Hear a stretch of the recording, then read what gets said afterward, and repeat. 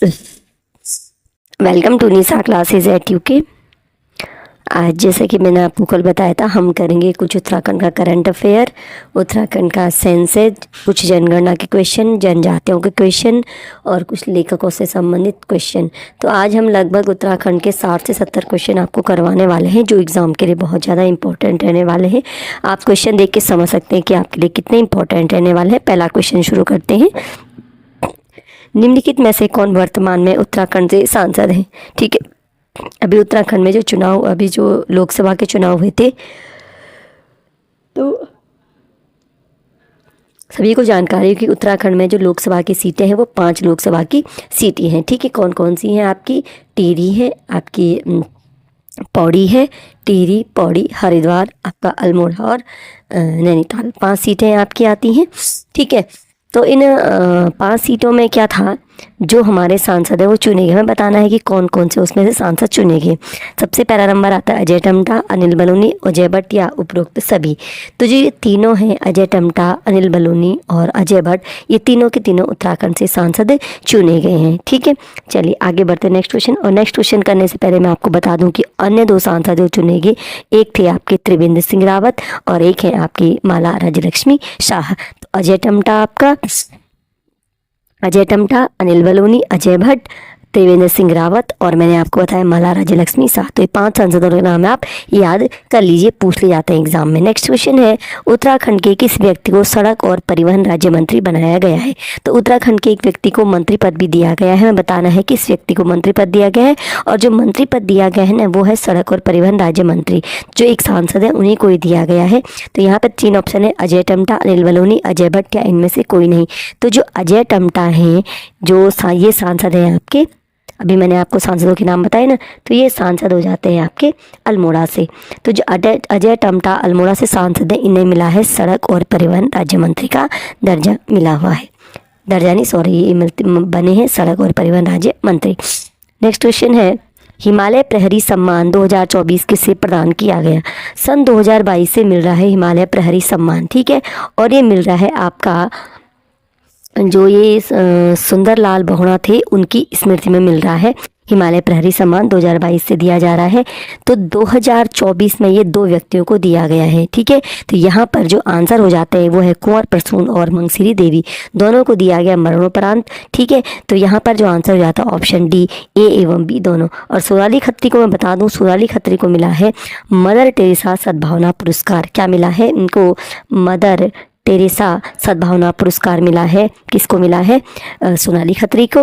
और कुंवर प्रसून और मंगसिरी देवी को मिला हिमालय प्रहरी सम्मान 2024। क्योंकि एग्जाम के लिए बहुत कम टाइम रह गया, इसलिए हम सुपर फास्ट करेंगे। ठीक है, बॉम्बी बकेट ऑपरेशन किससे संबंधित है? एक हुआ था उत्तराखंड में अभी बॉम्बी बकेट ऑपरेशन। 4 ऑप्शन यहाँ पे हैं, जंगल की आग बुझाने से, नदी बचाओ, पहाड़ बचाओ, प्रदूषण या प्रदूषण मुक्ति। तो जो बॉम्बी बकेट अभियान चला था, ये चला था आपके उत्तराखंड राज्य में जंगल की आग बुझाने से। हाल ही में क्या हुआ था कि उत्तराखंड में जो बहुत ज़्यादा जंगलों में आग लग गई थी, तो ये पौड़ी गढ़वाल ज़िले में आग बुझाने के लिए ऑपरेशन चला आपका बॉम्बी बकेट अभियान। तो इस तीनों इसके आंसर नहीं है। ठीक, चलिए आगे बढ़ते हैं। भारत का पहला हिम तेंदुआ संरक्षण केंद्र कहाँ बनने जा रहा है? उत्तरकाशी, चमोली, पिथौरागढ़ या नैनीताल। ये तो बहुत पुराना हो गया, लेकिन अभी भी ये पूछा जा सकता है एग्जाम में। तो भारत का पहला हिम तेंदुआ संरक्षण केंद्र बनने जा रहा है आपके उत्तरकाशी में, और ये बन रहा है आपका जो गंगोत्री नेशनल पार्क है उसके प्रवेश द्वार। तो इसका प्रवेश द्वार आपका क्या है? भैरव घाटी के पास लंका एक जगह है, तो वहाँ पर क्या बन रहा है? इसका प्रवेश द्वार है। लेकिन मेन जो है ये बन रहा है उत्तरकाशी जिले में, और गंगोत्री नेशनल पार्क में बन रहा है हिम तेंदुआ संरक्षण केंद्र। उत्तराखंड विधानसभा में यूसीसी विधेयक कब पारित किया गया? 10 जनवरी 2024, 7 फरवरी 2024, 7 मार्च 2024 या 10 फरवरी 2024। तो जो उत्तराखंड विधानसभा में जो ये विधेयक पारित हुआ आपका यूसीसी विधेयक, यानी समान नागरिक संहिता, ठीक है, यूनिफॉर्म सिविल कोड, ये विधेयक पारित हुआ आपका 7 फरवरी 2024 को। चलिए आगे बढ़ते हैं नेक्स्ट क्वेश्चन पे। उत्तराखंड की प्रथम महिला मुख्य सचिव कौन है? पहली बार उत्तराखंड में महिला सचिव बनी है मुख्य सचिव मार्गरेट अल्वा, राधा रतूड़ी, विजया बर्थवाल या अन्नपूर्णा नौटियाल है कोई? तो जो प्रथम महिला मुख्य सचिव बनी है वो बनी है राधा रतूड़ी। नेक्स्ट क्वेश्चन देख लेते हैं। 37वें राष्ट्रीय खेलों में उत्तराखंड ने कुल कितने पदक प्राप्त किए? 37वें राष्ट्रीय खेल आपके कहाँ पे हुए थे? गोवा में हुए थे। और जो 38वें राष्ट्रीय खेल हैं ये अभी आपके उत्तराखंड में होने जा रहे हैं। ठीक है, उत्तराखंड में कौन से होने जा रहे हैं? 38वें राष्ट्रीय खेल, ये भी करंट अफेयर हो सकता है। 37वें आपके हुए थे गोवा में। उत्तराखंड को पदकों जो संख्या मिली थी, उत्तराखंड को मिले थे आपके 24 पदक 37वें राष्ट्रीय खेलों में। स्वच्छता सर्वेक्षण 2023 में उत्तराखंड के शहर को 68वीं रैंक मिली है। स्वच्छता सर्वेक्षण 2023 में उत्तराखंड के 68वीं रैंक जो मिली है वो आपके मिली है देहरादून शहर को। चलिए, सबसे ऊपर उत्तराखंड देहरादून ही है इसमें। राज्य के किस उत्पाद को सर्वप्रथम जीआई टैग मिला है?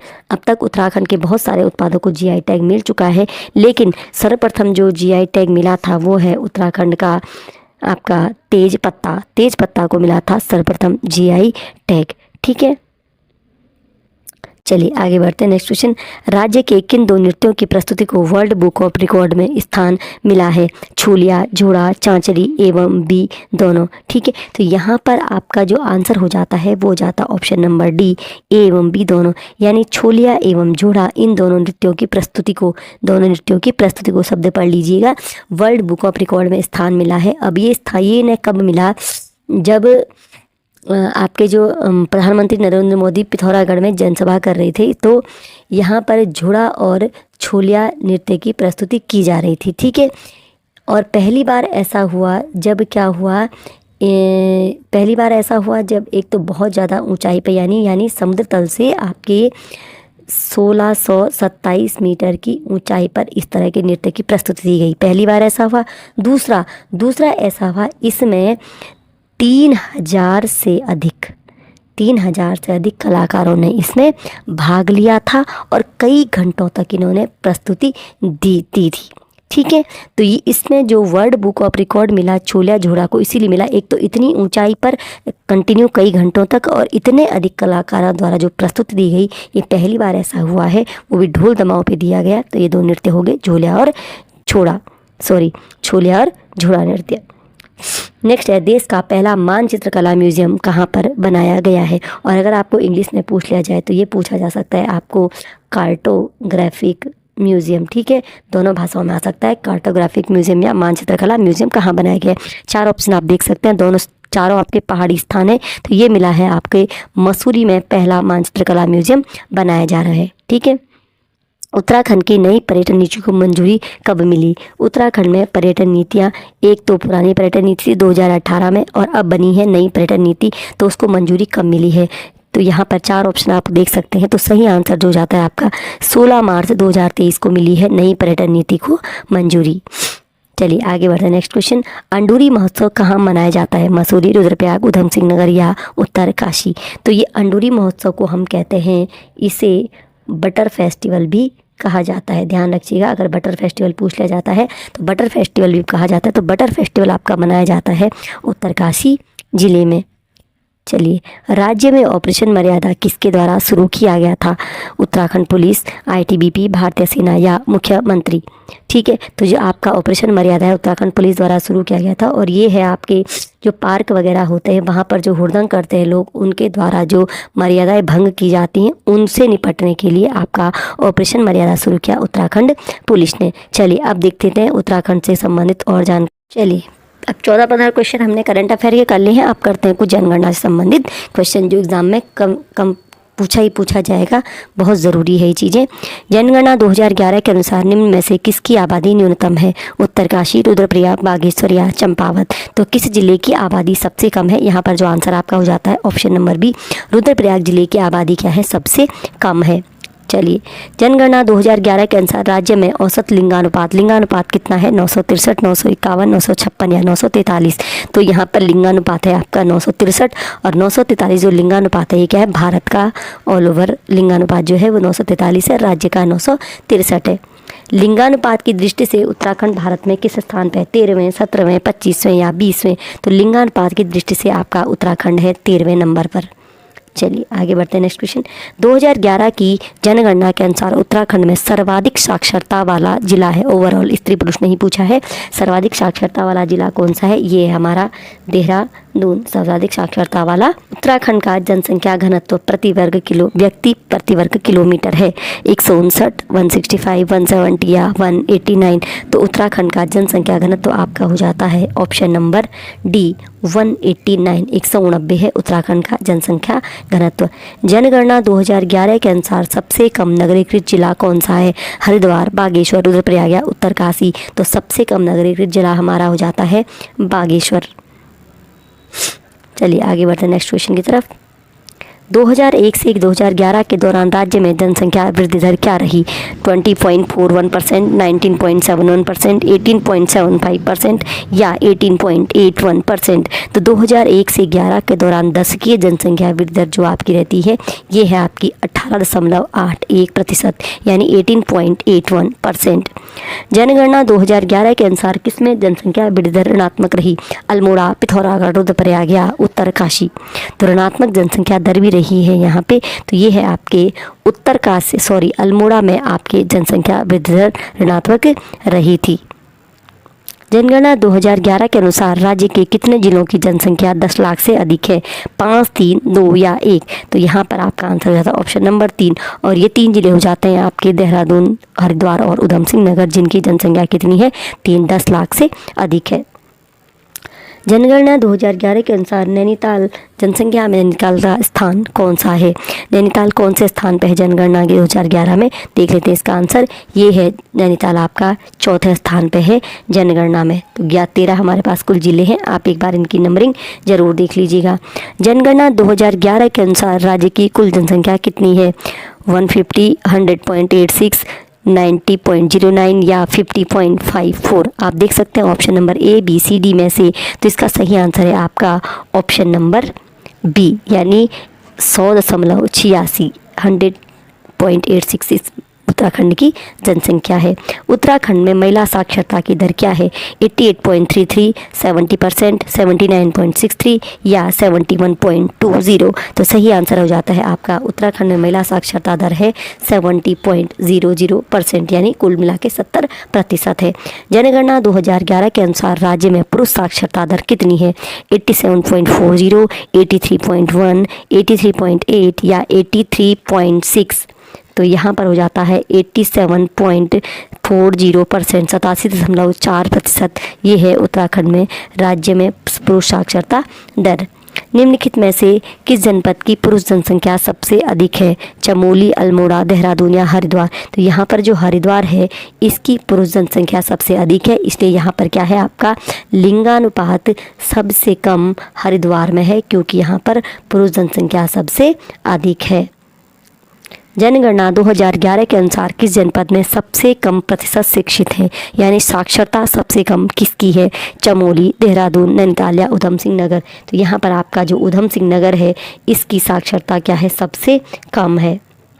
जनगणना 2011 के अनुसार सर्वाधिक लिंगानुपात वाला जिला है अल्मोड़ा, रुद्रप्रयाग, पौड़ी या पिथौरागढ़। तो सर्वाधिक लिंगानुपात वाला जिला हमारा हो जाता है अल्मोड़ा। अल्मोड़ा का लिंगानुपात क्या है, सबसे अधिक है। और यही सेंसेस आप भारत का भी पढ़ेंगे, दोनों के सेंसस पढ़ने बहुत ज़रूरी हैं। जनगणना 2011 के अनुसार सबसे कम लिंगानुपात वाला जिला है देहरादून, हरिद्वार, उधम सिंह नगर या नैनीताल। अभी मैंने आपको बताया कि सबसे अधिक पुरुष जनसंख्या हरिद्वार में है, तो यानी सबसे कम लिंगानुपात आपका कहाँ हो जाता है, हरिद्वार में हो जाता है, जहाँ पर पुरुषों की जनसंख्या सबसे अधिक है। जनगणना 2011 के अनुसार उत्तराखंड की औसत साक्षरता दर है 79.63, 87.40, 78.82 या 75.80। तो उत्तराखंड की साक्षरता दर आपकी हो जाती है 78.82% यानी 78.82%। नेक्स्ट क्वेश्चन, निम्नलिखित में से किस जिले की जनसंख्या 10 लाख से अधिक नहीं है। मैंने आपको बताया 3 जिले हैं जिनकी जनसंख्या 10 लाख से अधिक है, वो थे देहरादून, हरिद्वार, उधम सिंह नगर। तो जिसकी नहीं है अधिक वो कौन सा हो जाएगा आपका बचा, नैनीताल। तो नैनीताल जिले की जनसंख्या 10 लाख से अधिक नहीं है। उत्तराखंड का क्षेत्रफल भारत के क्षेत्रफल का कुल कितना प्रतिशत है? 1.72, 1.69, 2.83 या 1.70। तो उत्तराखंड का क्षेत्रफल भारत के क्षेत्रफल का है 1.69 यानी 1.69% है उत्तराखंड का क्षेत्रफल भारत के क्षेत्रफल का। चलिए बढ़ते हैं आगे, नेक्स्ट क्वेश्चन देख लेते हैं। अब कुछ जानकारी हम उत्तराखंड की पुस्तकों के बारे में भी ले लेते हैं। अंग्रेजी के प्रसिद्ध बाल साहित्यकार रस्किन बॉन्ड की प्रथम रचना कौन सी है? Room on the roof, man and forest, A Hunter man या इनमें से कोई नहीं। तो बाल साहित्यकार रस्किन बॉन्ड की प्रथम रचना हो जाती है रूम ऑन द रूफ। नगाड़े खामोशे नाटक के रचनाकार हैं मंगलेश डबराल, गिरीश तिवारी गिरदा, वीरेंद्र डगवाल या मनोहर श्याम जोशी। तो नगाड़े खामोशे के रचनाकार आपके हो जाते हैं गिरीश तिवारी गिरदा। बहुत स्पीड में चल रहे हैं इसलिए ध्यान से देख लीजिएगा। बद्रीदत्त पांडे का संबंध किस समाचार पत्र से है? अल्मोड़ा अखबार, हरिद्वार समाचार, गढ़वाल पोस्ट या जनता संदेश। तो बद्रीदत्त पांडे का संबंध है अल्मोड़ा अखबार के संपादक थे बद्रीदत्त पांडे, जो 1871 में शुरू किया गया था। पुष्पेश पंत को किस क्षेत्र में जाना जाता है? राजनेता, वैज्ञानिक, अंतर्राष्ट्रीय मामलों के विशेषज्ञ या गणितज्ञ। तो पुष्पेश पंत आपके हो जाते हैं अंतर्राष्ट्रीय मामलों के विशेषज्ञ। निम्नलिखित में से कौन ढोल सागर के ज्ञाता के रूप में जाने जाते हैं? उत्तम दास, केशव दास अनुरागी, यशोधर मठपाल या चंद्र सिंह राही। तो उत्तम दास जो है वो जाने जाते हैं ढोल सागर के ज्ञाता के रूप में। आर्यों का आदि निवास मध्य हिमालय नामक प्रसिद्ध रचना निम्न में से किसकी है? भजन सिंह, डॉक्टर शिव प्रसाद डबराल, डॉक्टर पीताम्बर दत्त बर्थवाल या मुकुंदराम बर्थवाल। तो आर्यों का आदि निवास मध्य हिमालय नामक रचना आपकी हो जाती है भजन सिंह की। ठीक है, पुस्तक का नाम है आर्यों का आदि निवास मध्य हिमालय। निम्न में से कौन एक कुमाऊनी के लेखक नहीं है? गुमानी पंत, गौरीदत्त पांडे, शिवदत्त सती या लीलाधर जगूड़ी। तो यहाँ पर जो आपके लीलाधर जगूड़ी हैं ये कुमाऊनी लेखक नहीं हैं, बाकी गुमानी पंत, शिवदत्त सती और गौरीदत्त पांडे तीनों के तीनों क्या है आपके कुमाऊनी लेखक हैं। गौरा पंत सिवानी का जन्म कब हुआ? 1913, 1923, 1932 या 1823 ईस्वी में। गौरा पंत सिवानी का जन्म हुआ था 1923 ईस्वी में। चलिए नेक्स्ट क्वेश्चन। सुमन स्मृति ग्रंथ किताब किसके द्वारा लिखी गई है? डॉक्टर भक्तदर्शन, हर्षदेव ओली, बद्रीदत्त पांडे या बैरिस्टर मुकुंदी लाल। तो सुमन स्मृति ग्रंथ पुस्तक लिखी गई है डॉक्टर भक्तदर्शन के द्वारा। प्रसून जोशी ने किस क्षेत्र में ख्याति अर्जित की है? विज्ञान तथा तकनीकी, फिल्म तथा मनोरंजन, क्रीड़ा या पत्रकारिता। तो जो प्रसून जोशी हैं ये संबंधित है फिल्म तथा मनोरंजन से।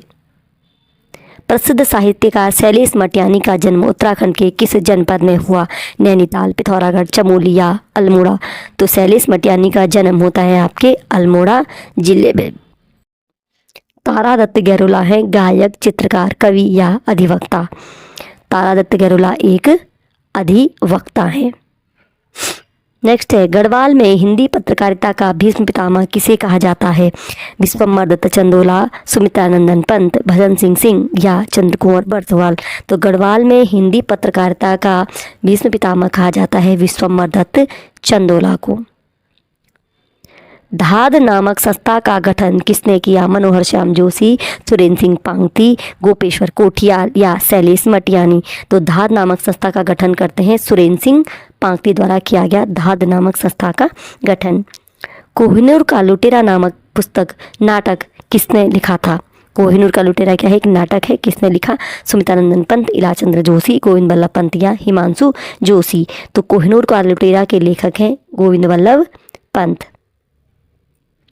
लोकनाथ पंत को गुमानी उपाधि किसके दरबार से मिली? सुदर्शन शाह, गुमान सिंह देव, कीर्ति शाह या इनमें से कोई नहीं। तो लोक रत्न पंत को गुमानी पंत भी कहा जाता है। तो ये नहीं मिला था गुमान सिंह देव के द्वारा, गुमान सिंह देव के दरबार में मिली थी लोक रत्न पंत को गुमानी उपाधि, और इसलिए इनका नाम क्या है? गुमानी पंत। तो कई बार पूछ लिया जाता है कि गुमानी पंत या लोक रत्न पंत दोनों में से किसका उपनाम क्या है? तो याद रखिएगा लोक रत्न पंत को कहा जाता है गुमानी पंत। और राजा कौन थे? गुमान सिंह देव। देवैज्ञ के नाम से जाना जाता है, यहाँ पर आंसर है आपका, देवैज्ञ के नाम से जाना जाता है मुकुंदराम बर्थवाल, और ये एक ज्योतिषी थे महान। इनमें से कौन इलाचन जोशी की रचना नहीं है? मुक्तिपथ, जहाज का पंछी, सुबह के भूले या पल्लव। तो इलाचन जोशी की रचना यहाँ पर नहीं है, जो रचना नहीं है वो है पल्लव। और पल्लव और वीणा किसकी रचनाएं हैं, आप हमें ज़रूर कमेंट में बताएंगे, और नहीं बताएंगे तो ये है सुमित्रानंद पंत की रचना। और यहाँ पर इलाचन जोशी की रचना है मुक्तिपथ, सुबह के भूले और जहाज का पंछी। तो इलाचन जोशी की 3 रचनाएं यहाँ पे याद रख लीजिएगा, मुक्तिपथ, सुबह के भूले और जहाज का पंछी। ठीक है, तो आज हमने उत्तराखंड के लेखक और पुस्तकें, करंट अफेयर और उत्तराखंड की जनगणना से संबंधित कुछ इंपॉर्टेंट क्वेश्चन के। नेक्स्ट क्लास में हम आपको जनजातियों से संबंधित और करंट अफेयर से संबंधित और कुछ और आपके लिए जो उत्तराखंड की जानकारी है वो आपके लिए प्रोवाइड कराएंगे। तब तक मिलते हैं नेक्स्ट क्लास में।